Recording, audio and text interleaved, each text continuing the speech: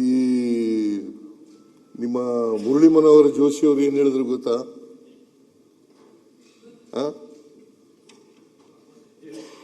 ಇದನ್ನ food security act ಬಂದಾಗ ಇದು ವೋಟ್ ಸೆಕ್ಯೂರಿಟಿ ಆಕ್ಟ್ ಹೊರತು ಫುಡ್ ಸೆಕ್ಯೂರಿಟಿ ಆಕ್ಟ್ ಅಲ್ಲ. ಯಾರು ಹೇಳಿದ್ರು ಇದನ್ನ? ಮುರಳಿ ಮನೋಹರ್ ಜೋಶಿ ಅವರು food security act Manmohan Singh ಅವರು ತಗೊಬಂದ್ರಲ್ಲ, ಆಗ ಹೇಳಿದಂತ ಮಾತು ಏನಪ್ಪಾ ಅಂತಂದ್ರೆ, ಇದು ವೋಟ್ ಸೆಕ್ಯೂರಿಟಿ ಆಕ್ಟ್ ಹೊರತು ಫುಡ್ ಸೆಕ್ಯೂರಿಟಿ ಆಕ್ಟ್ ಅಲ್ಲ. ಇದು ನಾನು ಹೇಳಿದ್ದಲ್ಲ, ಮುರಳಿ ಮನೋಹರ್ ಜೋಶಿ ಅವರು ರಾಜ್ಯಸಭೆಯಲ್ಲಿ ಹೇಳಿದ್ದದು.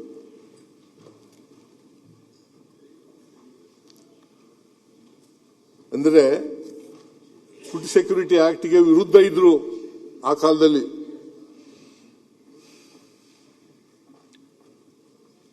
ಈಗ ಅಧಿಕಾರಕ್ಕೆ ಬಂದ ಮೇಲೆ ಅದನ್ನೇ ಮುಂದುವರಿಸ್ತಾ ಇದ್ದೀರಿ.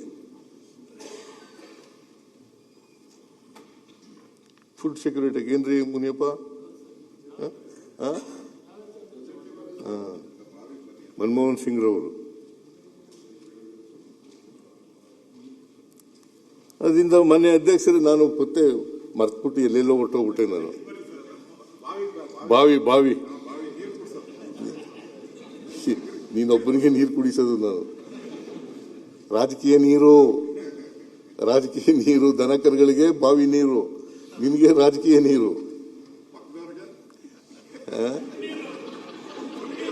ಅವ್ರಿಗೆ ಅವ್ರ ಮನೆಯಲ್ಲಿ ನೀರು ಕುಡಿತಾರೆ ಅವರು.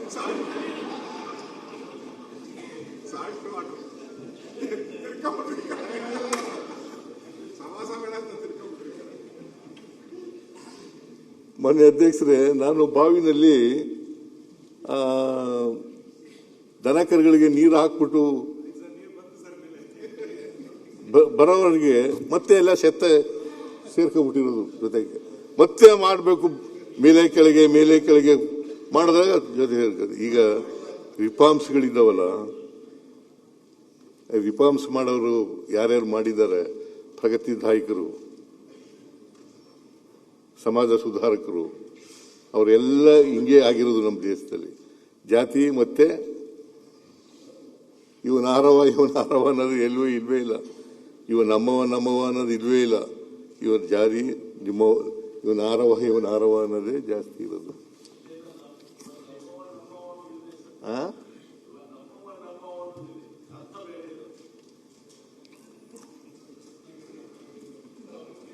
ಈಗ ನಿಮ್ ಜೊತೆನಲ್ಲಿ ವಾದ ಮಾಡಕ್ಕೆ ತಯಾರಿಲ್ಲ.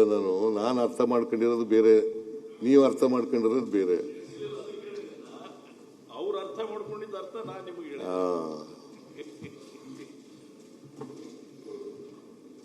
ಅದರಿಂದ ಮಾನ್ಯ ಅಧ್ಯಕ್ಷರೇ, ನಾನು BSc ಆದ್ಮೇಲೆ ಅಲ್ಲಿವರೆಗೆ ವ್ಯವಸಾಯ ಮಾಡ್ತಿದ್ದೆ. ನಾನು BSc ಆದ್ಮೇಲೆ ನೀರು ಕುಡಿಸೋ ಕೆಲಸ ಕೊಟ್ಟದ್ದು ನಮ್ಮಪ್ಪ. ದನ ಕರುಗಳಿಗೆ ನೀರು ಕುಡಿಸೋ ಕೆಲಸ ಕೊಟ್ಟದ್ದು BSc ಆದ್ಮೇಲೆ. BSc ಆಗೋವರಿಗೆ ಹೊಲ ಕಳಿಸ್ತಿದ್ದ ನನಗೆ.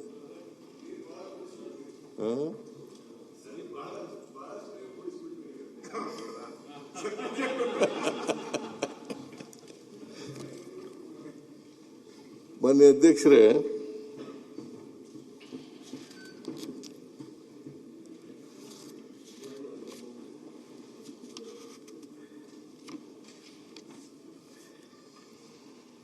ನಿರ್ಭೀತ, ನಿಷ್ಪಕ್ಷಪಾತ, ವಿಶ್ವಾಸಾರ್ಹ ಸುದ್ದಿಗಳಿಗೆ ಮತ್ತೊಂದು ಹೆಸರಾಗಿರುವ News18 ಕನ್ನಡ ಈಗ ಆಪ್ನಲ್ಲೂ ಲಭ್ಯವಿದೆ. ದಯವಿಟ್ಟು ಇಲ್ಲಿರುವ QR ಕೋಡ್ ಅನ್ನು ಸ್ಕ್ಯಾನ್ ಮಾಡಿಕೊಂಡು ಆಪ್ ಡೌನ್ಲೋಡ್ ಮಾಡೋದಕ್ಕೆ ಮರಿಬೇಡಿ. ನಿಮ್ಮ ಬೆಂಬಲ ಹೀಗೆ ಸದಾ ನಮ್ಮೊಂದಿಗಿರಲಿ. ಧನ್ಯವಾದ.